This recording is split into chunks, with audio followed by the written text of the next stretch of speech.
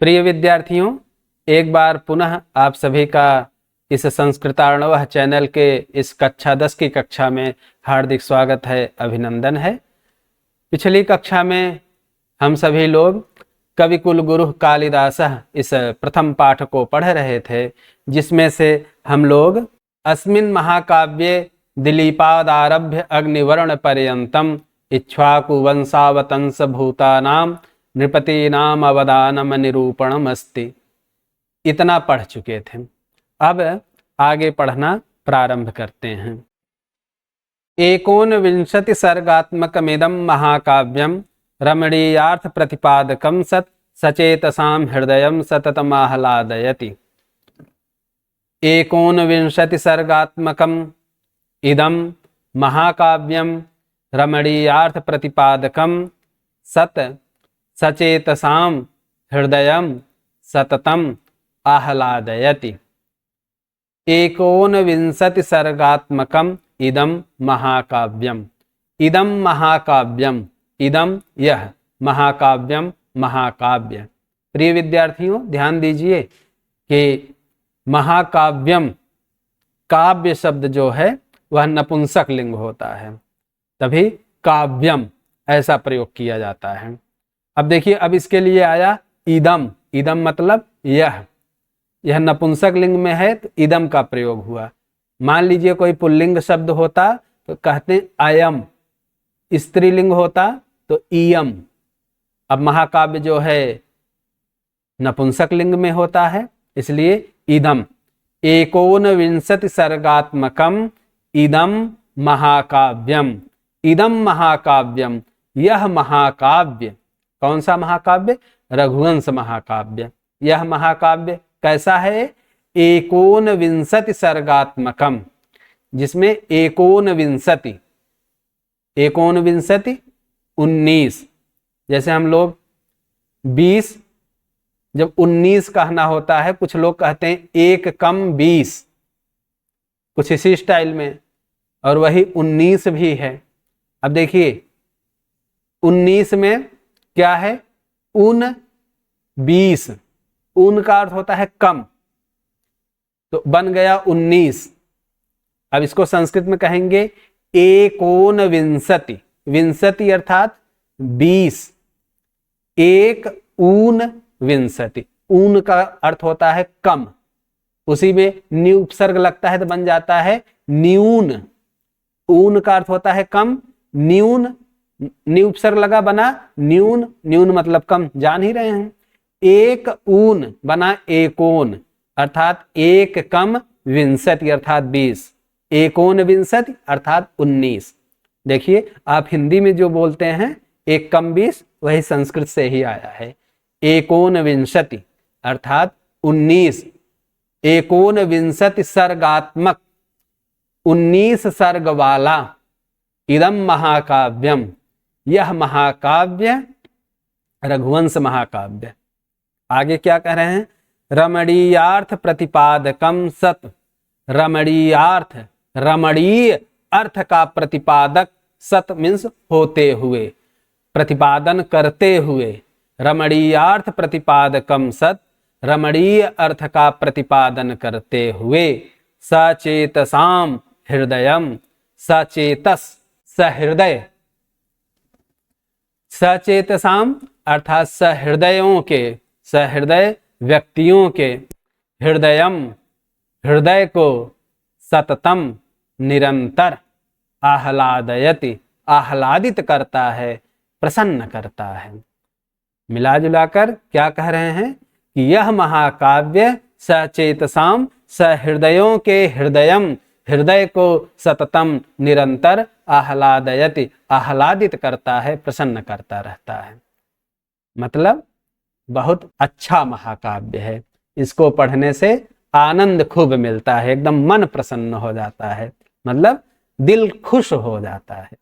तो इसी बात को कह रहे हैं एकोनविंशति सर्गात्मकम इदम महाकाव्यम।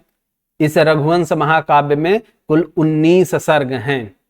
और आप लोग अगर आगे की कक्षा में संस्कृत पढ़ेंगे तो आपके इंटर के सिलेबस में रघुवंश महाकाव्य का द्वितीय सर्ग पढ़ने को मिलेगा। तो आप लोग अच्छे से पढ़िए और आगे भी संस्कृत पढ़िए। तो कह रहे हैं एकोनविंशति सर्गात्मकम इदम महाकाव्यम, एकोनविंशति सर्गात्मक 19 सर्ग वाले इदम महाकाव्यम, यह महाकाव्य, 19 सर्ग वाला यह महाकाव्य, रमणीयार्थ प्रतिपादकम सत, रमणीय अर्थ का प्रतिपादक होते हुए, या ऐसा कहिए रमणीय अर्थ का, सुंदर अर्थ का प्रतिपादन करते हुए, सचेतसाम हृदयम, सहृदय व्यक्तियों के हृदयम, हृदय को, मन को, सततम आह्लादयति, निरंतर आह्लादित करता है, लोगों को बहुत अच्छा लगता है। बहुत बढ़िया महाकाव्य है। और महाकवि कालिदास अपने वाणी से कुछ भी संवार दें, उसको आप पढ़ेंगे तो बहुत गजब का लगेगा, अद्भुत लगेगा। ऐसे ही कवि कुलगुरु नहीं कहे जाते, ऐसे ही कालिदास महाकवि नहीं कहे जाते, है उनमें बात। आगे दूसरा महाकाव्य है कुमार संभवम। अब उसकी चर्चा कर रहे हैं। कुमार संभवम में क्या है? रघुवंश महाकाव्य में जो सूर्यवंशी 31 राजाओं का वर्णन है, पिछली कक्षा में हम लोग पढ़ चुके थे इस बात को। कुमार संभवे, कुमार संभव में स्वामी कार्तिकेयस्य, स्वामी कार्तिकेय का जन्मोपवर्णितम, जन्म उपवर्णितम अलग अलग है, जन्म उपवर्णितम, जन्म उपवर्णित है। कुमार संभवे, कुमार संभवम महाकाव्य में स्वामी कार्तिकेयस्य, स्वामी कार्तिकेय का जन्म उपवर्णितम, जन्म उपवर्णित है, या ऐसे कहिए स्वामी कार्तिकेय के जन्म का वर्णन किया गया है, चाहे जिस प्रकार से लिख सकते हैं। तो कार्तिकेय को आप लोग जान ही रहे हैं, जो आपके गणेश जी हैं उनके बड़े भाई थे कार्तिकेय। और कार्तिकेय जो है, जो देवसेना है उसके नायक थे, स्वामी थे। आप लोग कथा उनके विषय में पढ़ने को मिलेगा, या कहीं भी आप पढ़िएगा, जानिएगा। अब ज़्यादा चर्चा यहाँ नहीं करेंगे क्योंकि क्लास बहुत लंबी हो जाती है 1-2 पैराग्राफ में ही। करें इदम अपि काव्यम 17 सर्गात्मकम अस्ति। इदम, देखिए फिर से आ गया इदम, क्योंकि काव्य शब्द नपुंसक लिंग में होता है। अगर पुल्लिंग होता तो कहते अयम, स्त्रीलिंग होता तो कहते इयम, लेकिन काव्य शब्द है नपुंसक लिंग, इसलिए कह रहे हैं इदम। तो इदम अपि काव्यम, इदम यह भी काव्यम, काव्य, यह भी काव्य, यह कुमार संभवम महाकाव्य, यह भी क्या है? 17 सर्गात्मकम, 17 7 और 10, 17 अर्थात 17, यह 17 सर्गात्मक, 17 सर्गों वाला अस्ति अर्थात है। हो सकता है आपकी पुस्तक में 18 सर्गात्मकम लिखा गया हो, फिलहाल वो गलत है। और रघुवंश महाकाव्य में 17 सर्ग हैं, ना कि 18, याद रखिएगा। इदमपि काव्यम, यह भी काव्य, यह भी महाकाव्य 17 सर्गात्मकम अस्ति, 17 सर्गों वाला है। देखिए जैसे आप इस किताब को पढ़ रहे हैं, इसमें लिखा गया प्रथमः पाठः द्वितीयः पाठः, ऐसे इसमें जो भी पाठ हों, महाकाव्य के जो ऐसे पाठ होते हैं, महाकाव्य जो विभक्त होता है, उसके जो चैप्टर होते हैं या अध्याय जो होते हैं, उसको सर्ग कहते हैं। तो रघुवंश में 19 सर्ग हैं और कुमार संभवम में 17 सर्ग हैं, 18 नहीं, याद रखिएगा प्रिय विद्यार्थियों। करें इदमपि काव्यम, यह भी काव्य 17 सर्गात्मकम अस्ति, 17 सर्गों वाला है। आगे चलते हैं। केचन समीक्षका 8 सर्ग पर्यंतमेव काव्यमिदं कालिदास प्रणीतमिति मन्यन्ते। पदच्छेद देखिए, केचन समीक्षका 8 सर्ग पर्यंतम एव काव्यम इदं कालिदास प्रणीतम इति मन्यन्ते। करें केचन समीक्षका, केचन कुछ, समीक्षका समीक्षक आलोचक, 8 सर्ग पर्यंतम एव 8 सर्ग पर्यंत ही काव्यमिदम, इदम काव्यम, इस काव्य को कालिदास प्रणीतम, कालिदास प्रणीत है, इति ऐसा मन्यन्ते, मानते हैं। करें केचन समीक्षकाः मन्यन्ते, कुछ समीक्षक मानते हैं। क्या मानते हैं? कि अष्टम सर्ग पर्यंतम एव इदम काव्यम, 8 सर्ग पर्यंत ही यह काव्य कालिदास प्रणीतम इति, कालिदास प्रणीत है, ऐसा मानते हैं। अब देखिए कुमार संभव महाकाव्य के विषय में एक विवाद है। इसमें तो वस्तुतः 17 सर्ग हैं, लेकिन कुछ आलोचक हैं, कुछ समीक्षक हैं जो मानते हैं 8 सर्ग तक ही कालिदास ने कुमार संभव की रचना की है, आगे नहीं किए हैं, आगे जो है बाद के विद्वानों ने किया है, ऐसा उनका मत है।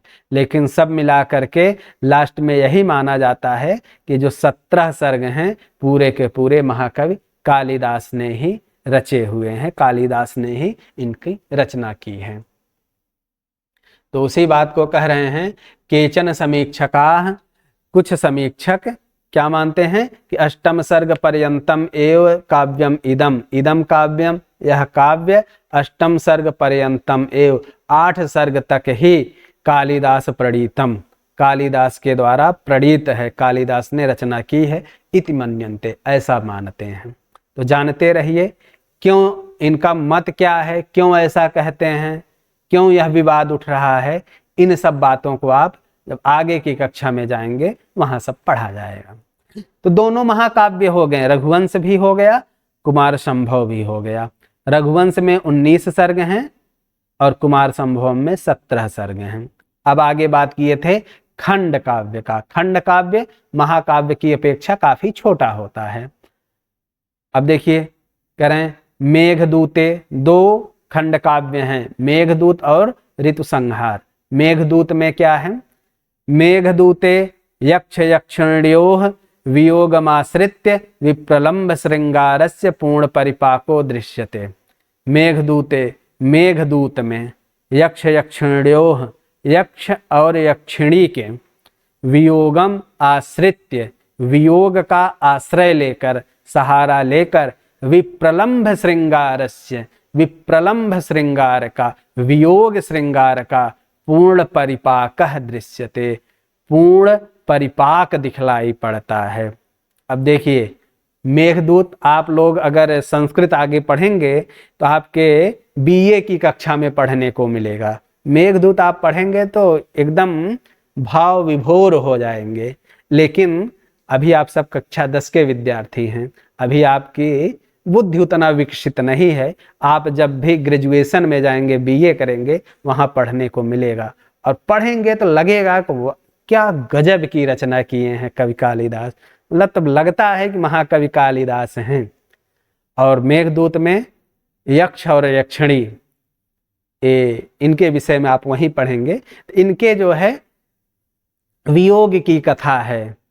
यक्ष यक्षिणी से कम से कम 400-500 किलोमीटर दूर रहता है और तब के समय में कोई ये फोन वगैरह नहीं थे कि कोई संदेश भेजा जाए।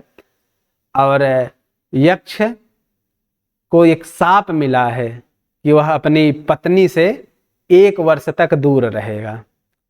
और काफी समय बीत जाता है, फिर यक्ष जो है कोई संदेशा कभी आदान प्रदान हुआ नहीं, कोई चिट्ठी विट्ठी आई हुई नहीं, तो फिर वो अपना संदेश भेजता है मेघ के माध्यम से, बादल के माध्यम से। तो उसी का इसमें बहुत गजब वर्णन है। जब आप लोग पढ़ेंगे तो जानेंगे। और अगर आप लोगों की इसकी कथा जाननी हो, अभी कुछ दिन बाद मैं इसी YouTube चैनल पर जब मेघदूतम पढ़ाना प्रारंभ करूंगा तो उस कथा को संक्षेप रूप में बतलाया जाएगा। 1-2 वीडियो जो भी होगा लिंक शेयर कर दिया जाएगा, आप सब देख सकेंगे, आप लोग जान सकेंगे मेघदूत में वस्तुतः क्या वर्णित है। तो यही कह रहे हैं मेघदूते, मेघदूत में यक्ष यक्षिण्योः, यक्ष और यक्षिणी के वियोगमाश्रित्य, वियोग का आश्रय लेकर, विप्रलम्भ श्रृंगारस्य, विप्रलम्भ श्रृंगार का पूर्ण परिपाकः दृश्यते, पूर्ण परिपाक दिखलाई पड़ता है। और आगे ऋतु संहारे, अब दूसरा खंड काव्य देखिए। ऋतु संहारे अनवर्थतया षडां ऋतूनां वर्णनमस्ति। ऋतु संहार, अपने यहाँ जान रहे हैं कि जो कैलेंडर है 1 जनवरी, फरवरी, मार्च, अप्रैल, अंग्रेजी वाला कैलेंडर है।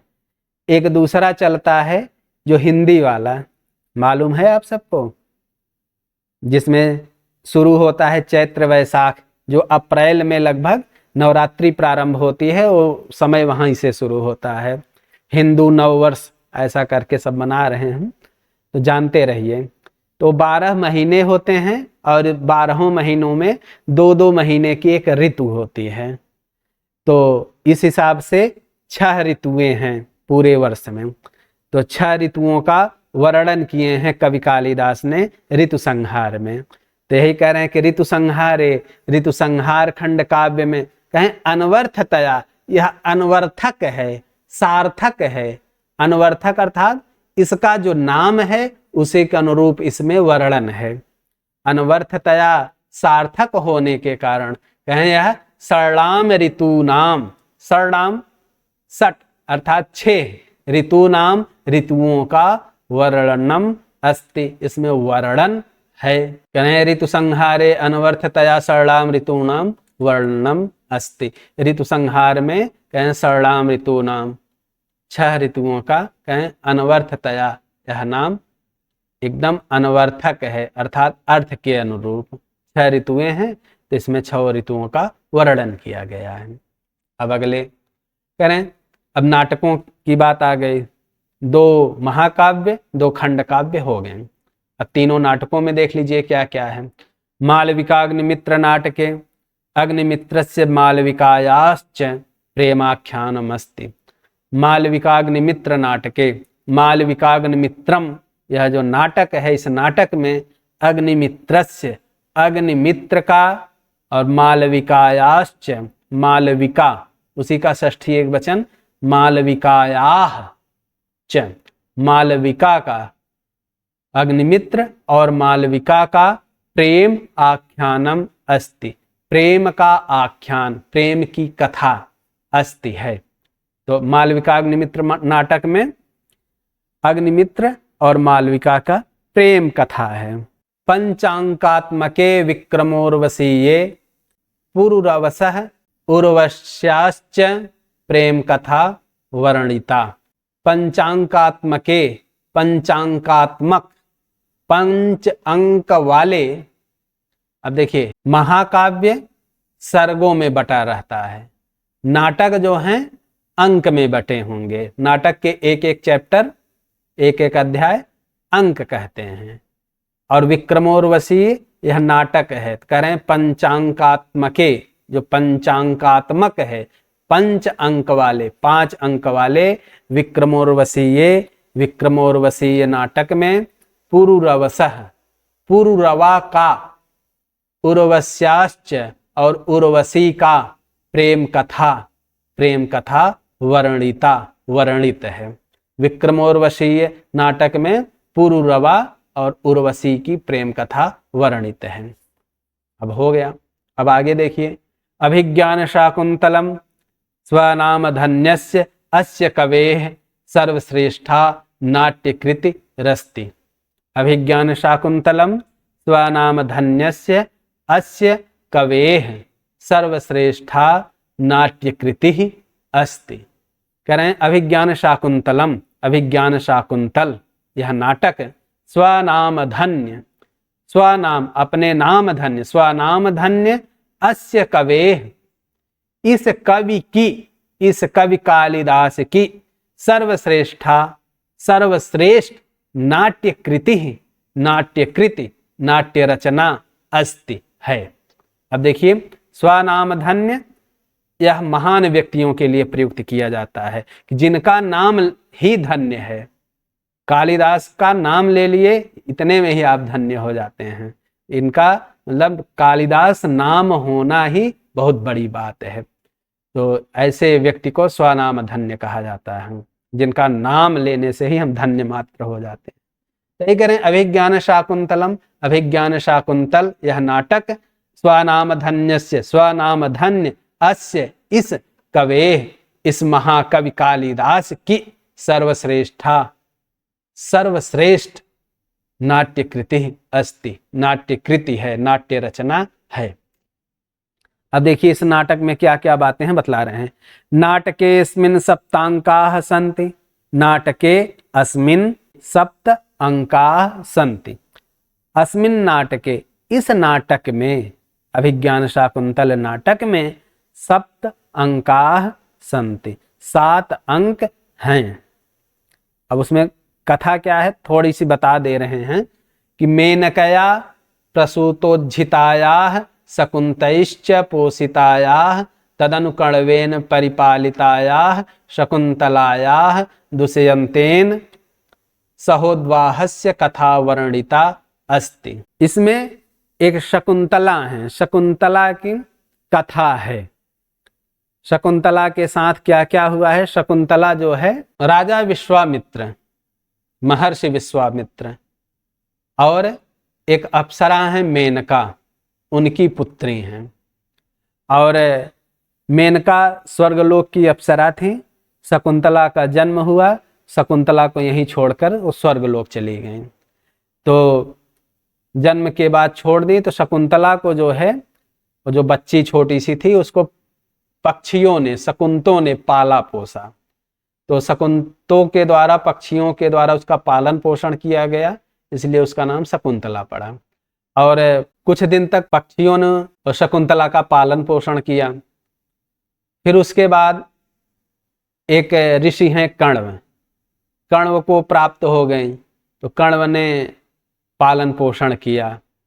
और फिर जब शकुंतला बड़ी हो गई तो शकुंतला का दुष्यंत के साथ विवाह होता है। जो भी कथा है वो सब आप लोग अभिज्ञान शाकुंतल जब पढ़ाएंगे तो उस वीडियो में आप जान पाएंगे, देख सकते हैं, सुन सकते हैं। तो यहाँ जितनी बातों का उल्लेख किया गया है हम उसी को पढ़ाकर आगे बढ़ते हैं। अब कह रहे हैं, देखिए शकुंतला का आया ना, मेनकया प्रसूतोज्झितायाः शकुन्तैश्च पोषितायाः तदनुकण्वेन परिपालितायाः शकुन्तलायाः, शकुन्तलायाः षष्ठी एकवचन का रूप है। शकुंतला का दुष्यंतेन, दुष्यंतेन सह, दुष्यंत के साथ उद्वाहस्य, उद्वाह। अब देखिए उद्वाह शब्द पे विचार कीजिए। वाह उसके पहले लग गया उद उपसर्ग, बन गया उद्वाह।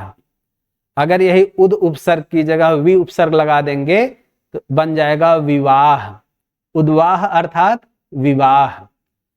शकुंतलायाः, शकुंतला का दुष्यंतेन सह, दुष्यंत के साथ विवाहस्य, उद्वाहस्य अर्थात विवाहस्य, दुष्यंत के साथ विवाह की कथा वर्णिता अस्ति, कथा वर्णित है। अब देखिए शकुंतला का दुष्यंत के साथ विवाह की कथा का वर्णन है। तो कैसी शकुंतला? शकुंतला के विषय में भी कई बातें बतला दी। ये शकुंतला जब पैदा हुई तब क्या हुआ? देखिए मेनकया प्रसूतोज्झितायाः, मेनकया जो मेनका के द्वारा प्रसूत, प्रसूत अर्थात जन्म लेना, उज्झित अर्थात त्यागी जाना। मेनकया, मेनका के द्वारा प्रसूता जो प्रसव की गई, जन्मी, और फिर उज्झिताया जो छोड़ दी गई, ऐसी शकुंतला। उसके बाद क्या हुआ? जब मेनका छोड़ के चली गई छोटी बच्ची को, शकुन्तैश्च पोषिताया, शकुंतों के द्वारा, पक्षियों के द्वारा जो पोषित है, जिसका पालन पोषण किया गया। और फिर क्या? तदनु, और उसके बाद एक दिन महर्षि कण्व ने देखा कि ऐसे एक छोटी बच्ची जिसका पालन पोषण एक पक्षी कर रहे हैं, तो महर्षि कण्व उठा ले गए अपने आश्रम, वहां उसका परिपालन किए, पालन पोषण किए। फिर कह रहे हैं तदनु, उसके बाद कण्वेन परिपालितायाः, ऋषि कण्व के द्वारा परिपालिता, पाली पोसी गई, ऐसी शकुंतलायाः, शकुंतला का दुष्यंतेन सह, दुष्यंत के साथ उद्वाहस्य कथा वर्णिता अस्ति, विवाह की कथा वर्णित है। तो यह विज्ञान शाकुंतल में इतना सब है। और आगे कह रहे हैं शाकुंतल विषय, अभिज्ञान शाकुंतल के विषय में प्रथिता ऐसा भणिति, ऐसा भणिति, यह भणित, यह कथन प्रथिता, प्रथित है, विख्यात है, फेमस है। देखिए ऐसा भणिति, भनिति, आप लोग पढ़े होंगे, कीरत भनिति भूति भली सोई, सुरसर सम सब कह हित होई। तो भनिति वाक्य, बात, और इसका विकृत रूप है, अभी कोई जब ऐसे बोलने लगता है कहते हैं यहाँ क्या भन भना रहे हैं, तो वही भणिति शब्द से बना हुआ है, भण बोलना, भणिति कथन वाक्य। यानी शाकुंतल विषय, अभिज्ञान शाकुंतल के विषय में ऐसा भणिति प्रथिता, यह एक कथन विख्यात है, प्रख्यात है। क्या कहा जाता है अभिज्ञान शाकुंतल के विषय में? कह रहे हैं काव्येषु नाटकम रम्यम तत्र रम्या शकुंतला। काव्येषु, काव्यों में, नाटकम, नाटक, रम्यम, रमणीय होता है, बहुत आकर्षक होता है। और कहें तत्र रम्या, और तत्र मतलब उसमें से, अर्थात नाटकों में भी, शकुंतला रम्या, अभिज्ञान शाकुंतल जो है यह और रमणीय है, सबसे सुंदर रचना है। अब बात समझिए, आपके सामने एक, आज के सब नए नए बच्चे कक्षा 10 में आप लोग पढ़ रहे हैं, 15-16 साल के होंगे आप लोग, मतलब नई टेक्नोलॉजी में ही जन्म लिए हैं एक हिसाब से। अब देखिए, जैसे आप जब वीडियो देखते हैं मोबाइल में, आप उसमें ऑडियो वीडियो दोनों साथ सुन रहे हैं, वो ज़्यादा समझ में आता है। अगर केवल आप सुनते, वीडियो ना चल रहा होता, केवल ऑडियो को सुनेंगे, कम अच्छा लगेगा। जब ऑडियो वीडियो दोनों चल रहा होता है तो ज़्यादा अच्छा लगता है। अब देखिए, जितने काव्य हैं, काव्य चाहे कविता हो, चाहे गद्य हो, चाहे नाटक हो, बहुत विधाएं हैं। इन सब में सबसे अच्छा होता है नाटक। क्यों अच्छा होता है अभी समझिए। जैसे कोई कविता है, उसको आप पढ़ेंगे, पढ़ने के बाद कुछ कुछ चीज़ें समझ में आएंगी, ज़्यादा भी समझ में आ सकती हैं, लेकिन ठीक है। लेकिन जब आप नाटक देखते हैं, जब आप फिल्म देखते हैं, कहने का मतलब पढ़ने से ज़्यादा मज़ा फिल्म देखने में आएगा, सिंपल सी बात है। कविता हैं, गद्य हैं, ये सब के अध्ययन से ज़्यादा आनंद नाटक में आता है। नाटक अर्थात जो चलचित्र है, आज के परिप्रेक्ष्य में कहें तो जो फिल्म है, वो ज़्यादा बढ़िया लगता है। पहले भी था, गद्य पद्य सब थे, तो उसमें से नाटक जो होते थे, जिनका रंगमंच पर प्रयोग किया जाता था, सब अभिनय करते थे, एक्टिंग करते थे, वो ज़्यादा बढ़िया लगेगा, सिंपल सी बात है। तो यही कह रहे हैं काव्येषु नाटकम रम्यम, काव्यों में नाटक रमणीय होता है। और नाटकों में भी कहा तत्र, अर्थात नाटक में भी शकुंतला रम्या, सबसे सुंदर अगर कोई नाटक है तो वो है अभिज्ञान शाकुंतलम। तो एक चीज जान लीजिए, महाकवि कालिदास कोई सामान्य कवि नहीं है, वे विश्वविख्यात कवि हैं। और अभिज्ञान शाकुंतल की अंग्रेजी विद्वान हैं, इन्होंने इस अभिज्ञान शाकुंतल का अनुवाद किया है अंग्रेजी में, और यह विश्व साहित्य में नंबर 1 की रचना मानी जाती है अभिज्ञान शाकुंतलम। और जब अभिज्ञान शाकुंतल आप पढ़ेंगे तो आपको वास्तव में लगेगा कि इसके विषय में जो भी बातें कही गई हैं सब सही है।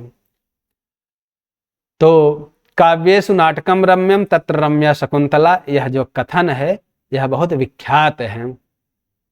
और आगे कह रहे हैं एतन्नाटकम प्राच्य पौरस्त्यैः समीक्षकैः बहु प्रशंसितम।